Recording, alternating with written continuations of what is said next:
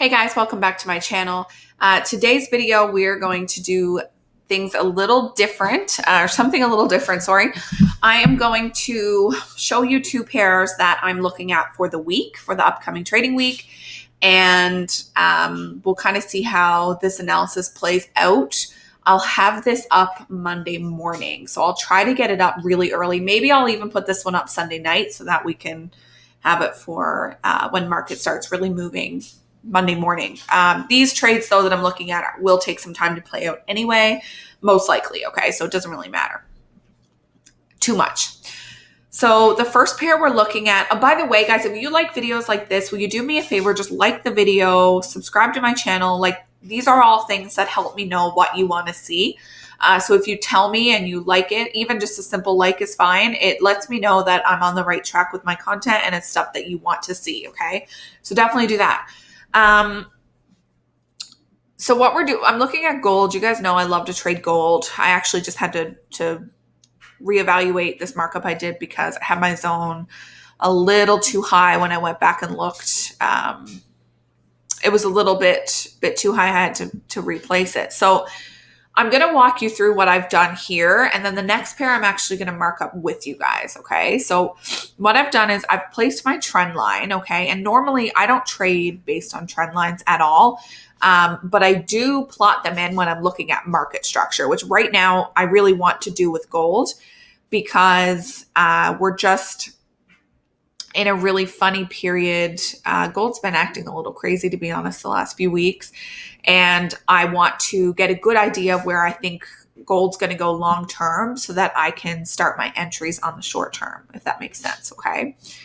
So what I've done is this is just a key zone that I've plotted in. Again, if you need help with zones, key levels, whatever, I have a free course on it. The link's in my bio. Okay. I don't go through that every single time because, it takes too long. So what I've done here is I've plotted in my fib, and I'm going to show you how I did it. So basically, and I think I just made a video on this not long ago. When we're placing our fib, we just want to place it from the recent swing high. Okay. Now, because I'm on the higher time frames, I'm considering our recent swing this whole move, okay? I'm not going to place, you could definitely place it though from here to here as well.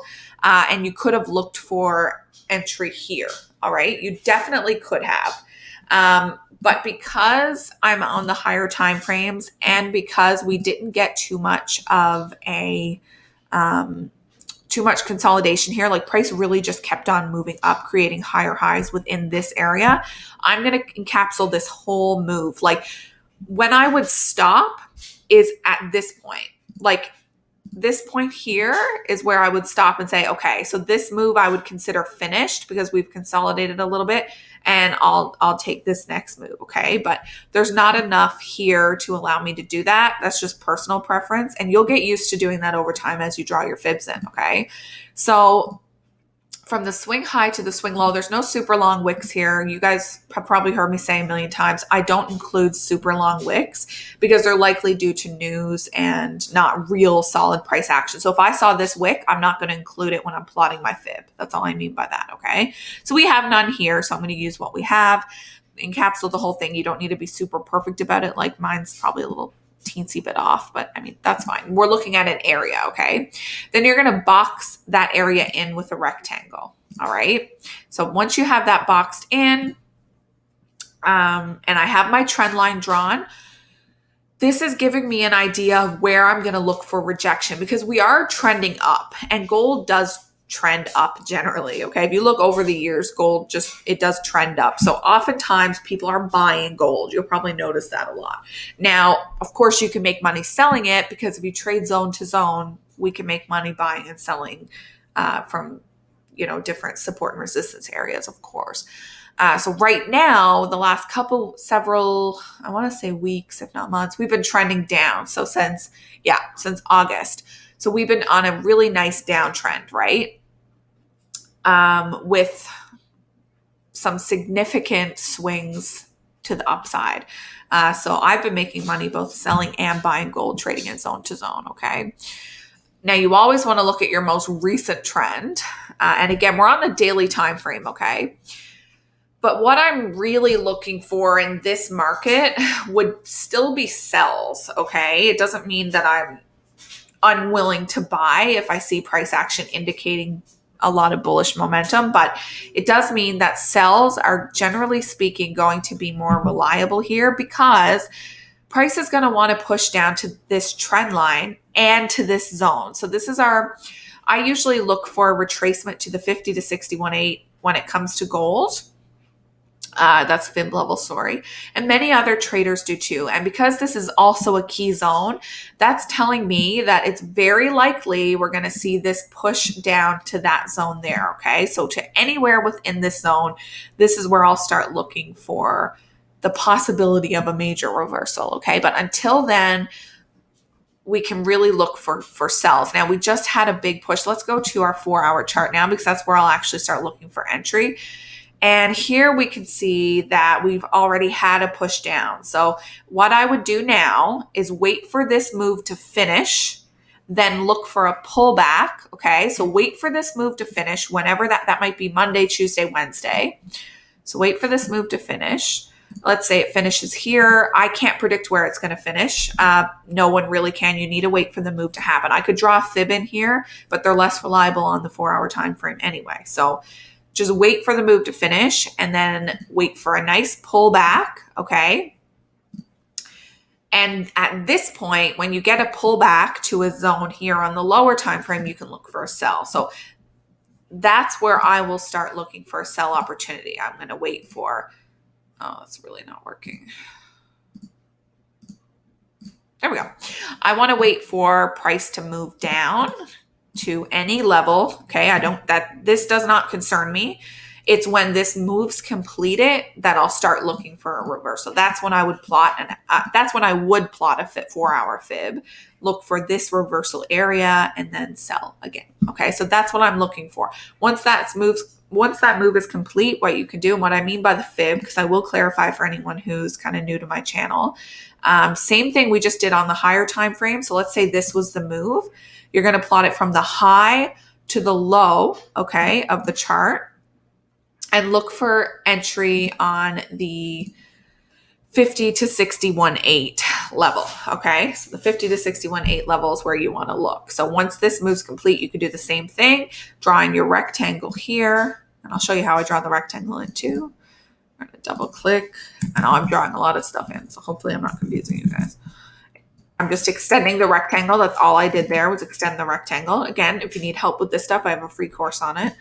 I've extended the rectangle. This would be the area I'm looking for price to pull back to. Okay. And you can see that in this instance, it actually did pull back a little higher. That happens. It's fine. We did end up getting a push down shortly after. So that's what I will be looking at for gold. Now, the other pair I'm looking at is GU.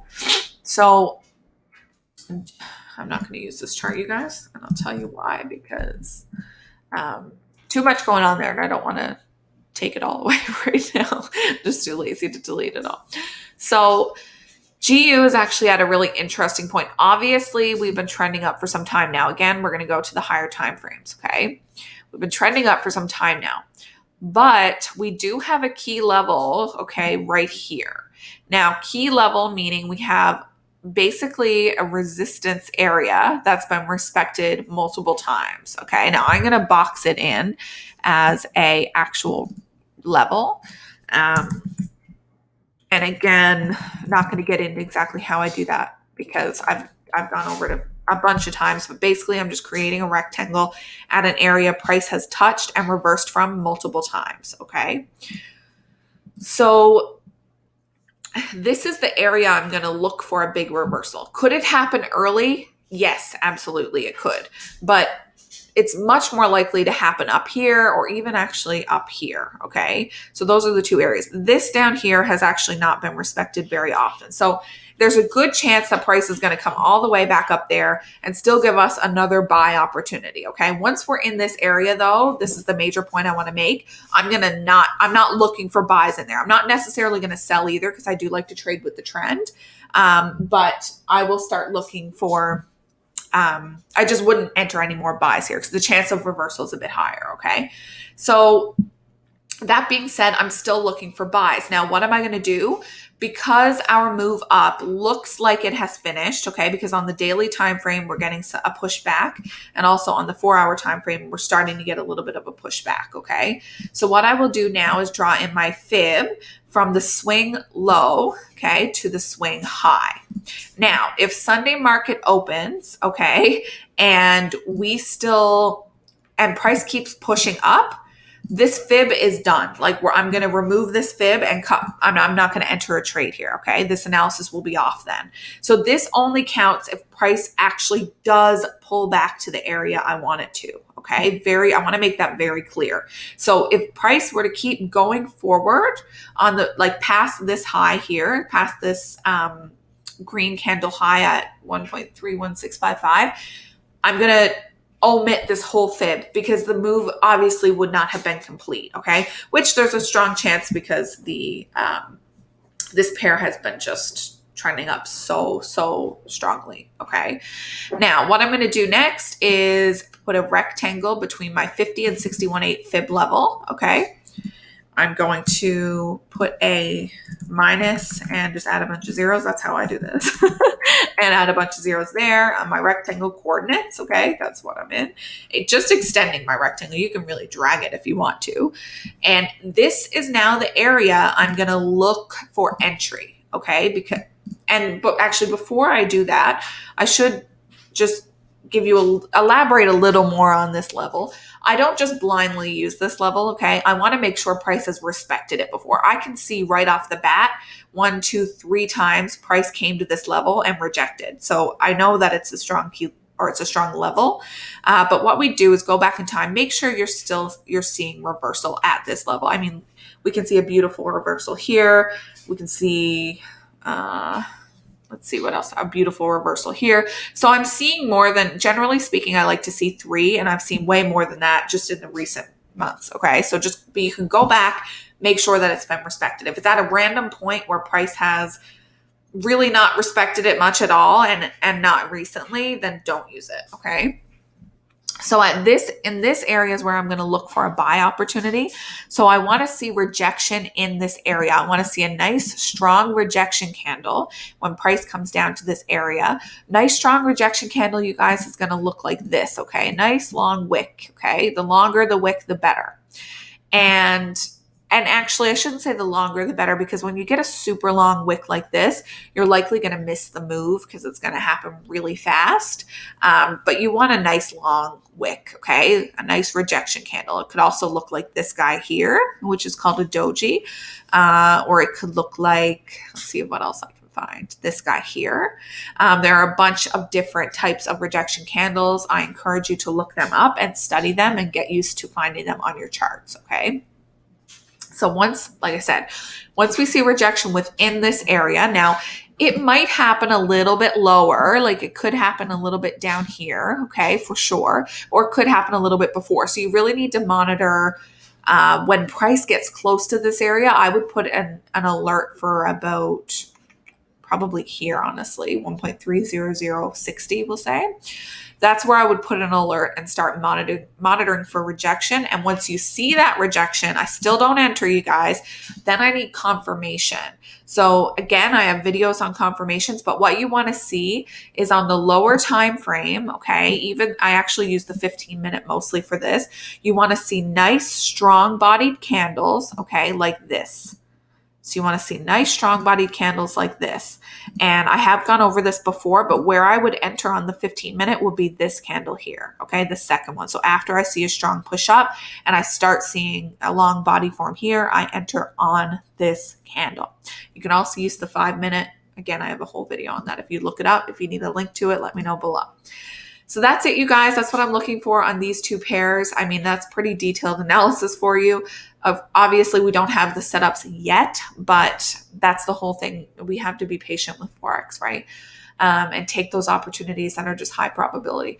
So I hope you like this video. If you do, like I said, please like it. I've probably made this a lot longer than I had anticipated, which is why I didn't mark up the first pair, but hopefully you learned something along the way. If you have any questions, please let me know. And again, take my free course. That's going to help you a lot with drawing your zones. I'll link that below. And I'll see you guys Friday.